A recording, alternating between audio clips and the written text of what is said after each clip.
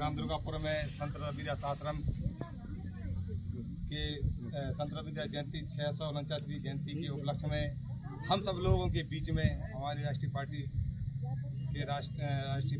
Bahujan Samaj party के बुंदेलखंड प्रभारी मुकेश अग्रवाल जी हमारे मुख्य अतिथि के रूप में आज हम लोगों के बीच में उपस्थित हैं और हम चाहेंगे सब ताली बजाकर उनका स्वागत करें।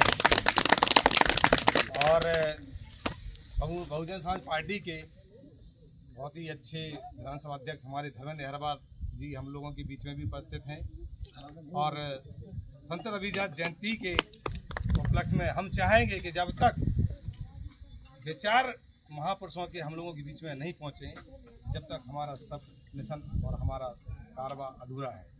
तो हम लोगों के बहुत ही बुद्धिजीवी हमारे बहुत ही कैटोनरी हमारे बहुत ही मिशनरी और इसमें आए हुए हैं। तो हम चाहेंगे कि सबसे पहले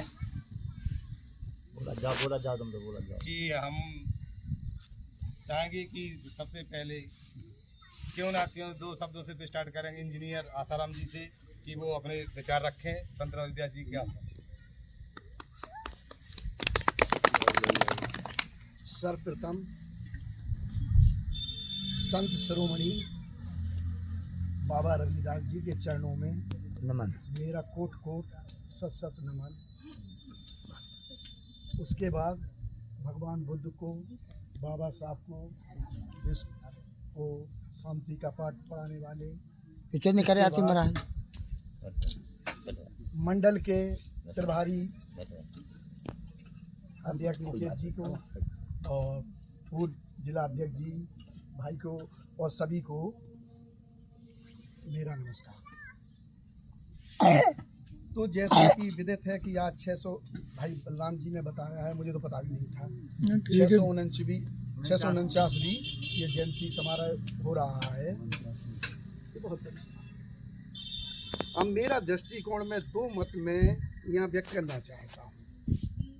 एक मत जो सर्वोपरि व्याप्त है और एक मेरा निजी अपना मत। जैसे गुरु जी ने अपने कार्यकाल में जब वो मिशन चला रहे थे, आंदोलन चला रहे थे, तो उन्होंने व्यथा देखी समाज की। तो उन्होंने ये कहा कि ऐसा चाहूँ राज जहाँ सबको मिले अन्न, छोट सम बड़ सम बैठे, रविदास रहे प्रसन्न। अब यहाँ पर दो तीन बातें हैं, क्योंकि संतों की जो वाणियाँ हैं, जो इनकी शिक्षाएं हैं, वो इस बात की गवाही है कि इसका मतलब अन्न की कमी थी।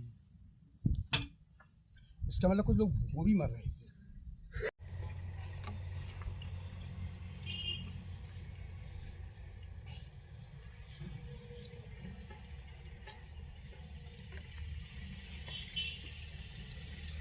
करने के लिए भी आंदोलन चलाया।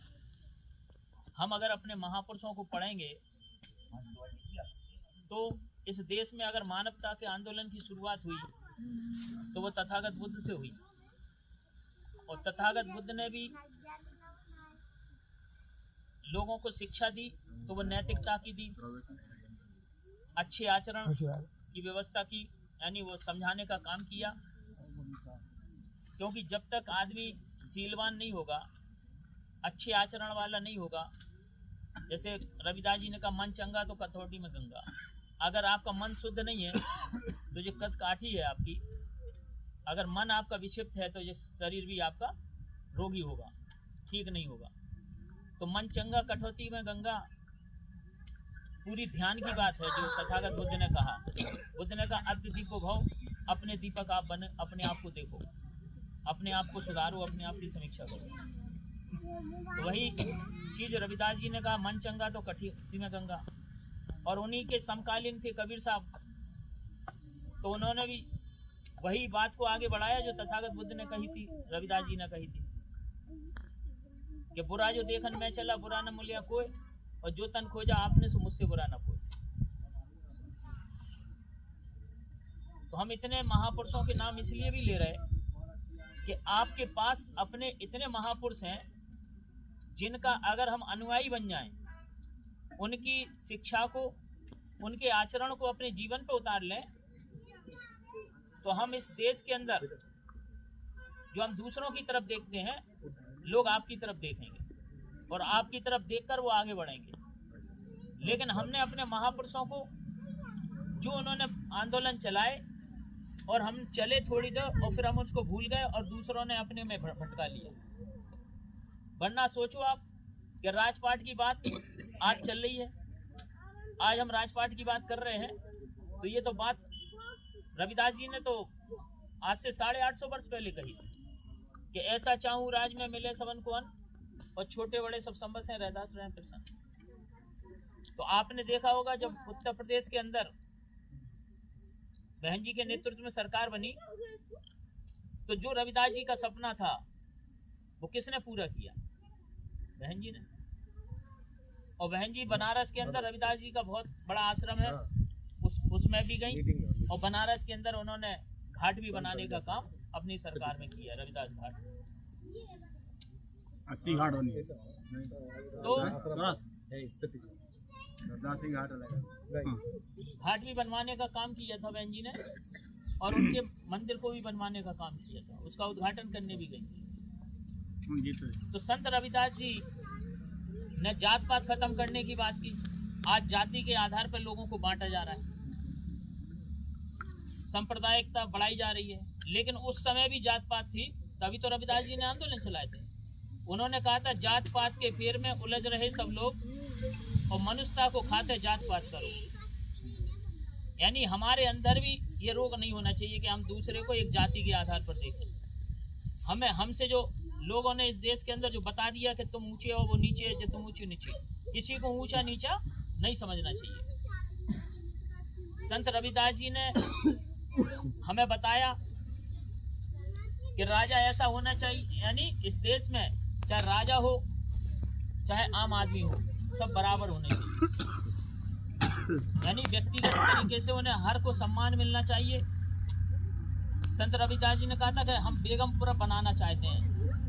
बेगमपुर का मतलब होता है बिना गम के। ऐसा राज्य बनाना चाहते हैं जिसमें कोई भूखा ना रहे, कोई किसी के अंदर कोई डर ना रहे, किसी के साथ अन्य अत्याचार ना हो, सबों को उसके अधिकार मिले। ऐसा राज वो उन्होंने कल्पना की थी कि ऐसा राज हो। तो ऐसा राज कौन बनाएगा? जो रविदास जी की विचारधारा को मानने वाला आदमी होगा। तो संत रविदास जी ने ये भी कहा, क्योंकि इस देश के अंदर तुलसीदास जी ने कहा है, पूजिए विप्र ज्ञान गुण हीना, पूजिए ना शूद्र ज्ञान गुण हीना। यानी क्या क्या तुलसीदास जी ने, कि जो